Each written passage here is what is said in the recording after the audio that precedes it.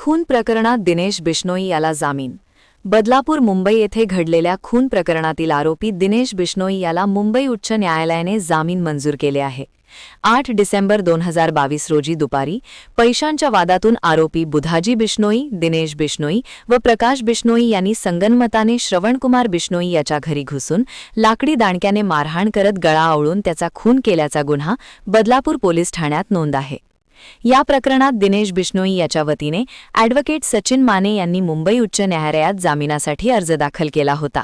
सुनावणी दरम्यान घटनेपूर्वी कोणतेही वैमनस्य नसल्याचे, घटना अचानक घडल्याचे तसेच तपास पूर्ण झाल्याचे न्यायालयासमोर मांडण्यात आले।